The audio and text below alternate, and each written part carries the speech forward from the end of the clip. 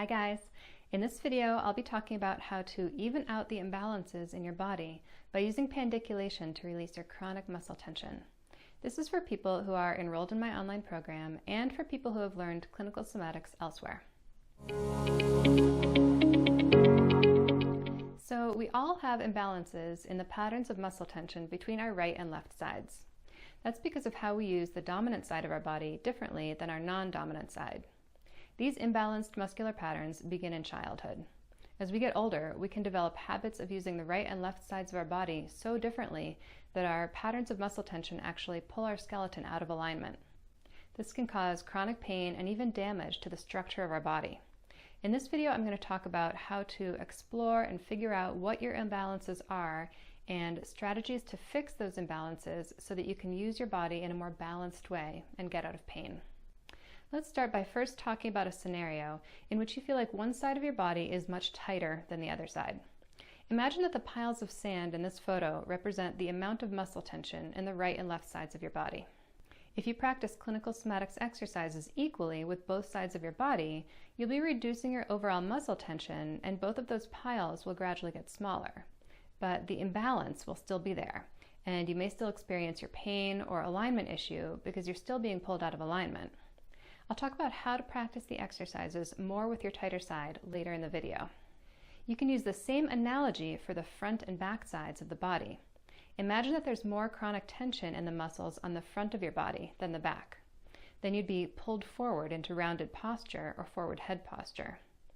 If there's more tension in the muscles on the back of your body, your back will be arched and you'll have disc problems, sciatica, or plantar fasciitis. This concept can be applied to smaller, specific areas of the body too. For example, the hip rotators. If you have more muscle tension in your external rotators than your internal rotators, then you might stand with your toes pointing outward. Your gluteal muscles might feel tight and sore, and you'd be at increased risk for hip, knee, and ankle issues because your legs are out of alignment. So as you practice your somatics exercises every day and become more aware of how you use your body in your daily life, I want you to start paying attention to the imbalances in your muscle tension and posture.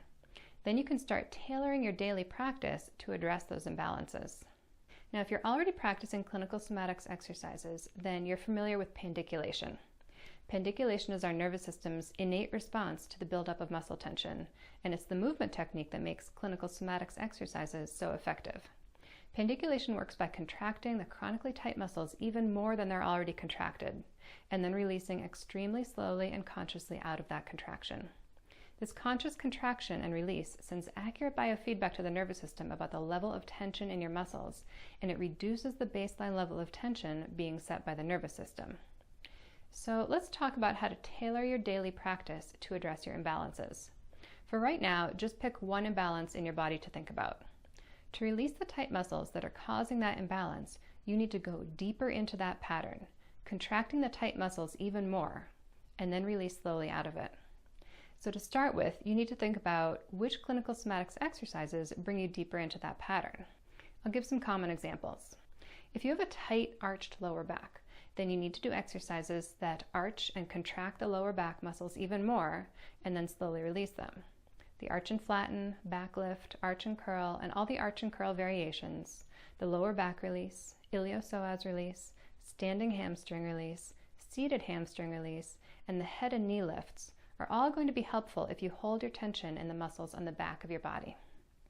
If you have the opposite pattern, rounded posture, then you need to do exercises that bring you deeper into that rounded posture, contracting the muscles on the front of your body, and then slowly releasing them. The arch and flatten, arch and curl, and all of the arch and curl variations, the head lifts, and the diagonal curl will all help you to release those tight abdominal and chest muscles so that you can stand up straight easily and without effort. How about functional leg length discrepancy? This is the most common issue I hear about from students when it comes to imbalances between the right and left sides of the body. So which exercises hike your higher hip up even higher, contracting those tight waist muscles, and then slowly releasing them? The side curl is a very important one for you to do, as well as proprioceptive exercise 2. Hip slides, the iliopsoas release, the big X, and hip directions will also be helpful. How about idiopathic scoliosis? Which exercises bring you deeper into your curve and then slowly release out of it? If you have a lumbar or thoracic curve, the side curl is the most important movement for you to do every day. Proprioceptive exercises 2, 3, and 4 are also very important. Hip slides, the big X, and hip directions will also be helpful. If you have any of the conditions I just mentioned or any other diagnosed musculoskeletal condition, you can search my blog to find the article on it. And at the end of each article, there's a list of recommended exercises. So one way to even out the imbalances in your muscle tension is to start by spending more time and doing more repetitions with your tighter side or with the tighter areas of your body. Working more with your tighter areas will allow you to gradually even out the imbalance in muscle tension. So imagine that bigger pile of sand gradually getting smaller so that eventually they're the same size.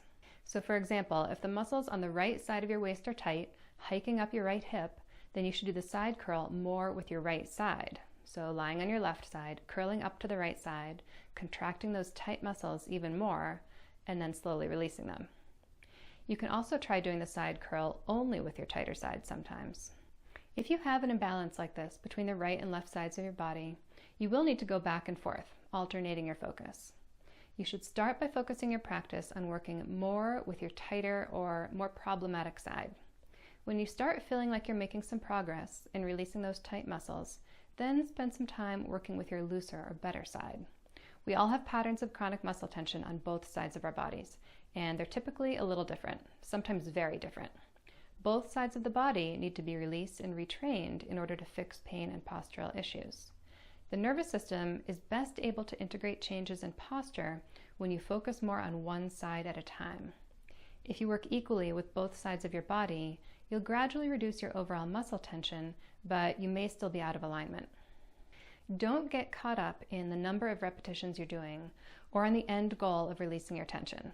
This will make you rush through the movements and you won't get the benefit of the movements. These movements are about quality, not quantity. You'll get more benefit from doing one repetition extremely slowly and consciously than doing several repetitions more quickly. So when you're thinking about practicing the exercises more with one side of your body, remember that more includes more focus and more slowly. Another way to even out your imbalances is to learn from your more coordinated side. Do the exercise first with your good side. Notice how it feels and how you engage your muscles. Then do the exercise with your not so good side and try to mimic that sensation and muscular control. You can learn infinite things about your body by going back and forth like this, learning from your better side. As you release tight areas of your body, your proprioception will gradually adjust. But this adjustment doesn't happen immediately. So when you stand up after your practice, sometimes you might feel unbalanced or that your posture is incorrect.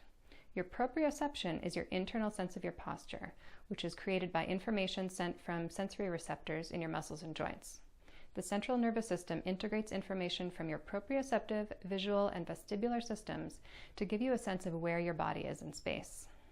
Your sense of proprioception has adapted to the muscular imbalances in your body, and as you release your muscles, it will take time for your new posture to feel correct. Don't let this worry you. It's just part of the process of changing your habitual patterns. You can use the 4 proprioceptive exercises in my online program to compare how you feel internally to what you look like in the mirror, and that will help you to retrain your proprioception. If you're still not sure where to start, don't worry. If you practice the exercises every day and stay very aware of what you're feeling in your body as you do them, your internal awareness will improve quickly. You'll become aware of certain areas of your body where you feel tight. Then you can start focusing on those areas. After a few days or a few weeks, you might feel like those areas are becoming looser and more relaxed, and then you might start to become aware of other areas of your body that need attention. Then you can start to focus more on those patterns of tension. This process can continue indefinitely. That's why I compare it to peeling an onion. You'll release an area of your body or pattern of tension, and then you'll become aware of the next and the next. So one sequence of exercises will not address your needs forever. You'll need to let your daily practice naturally evolve as you unravel your patterns of tension.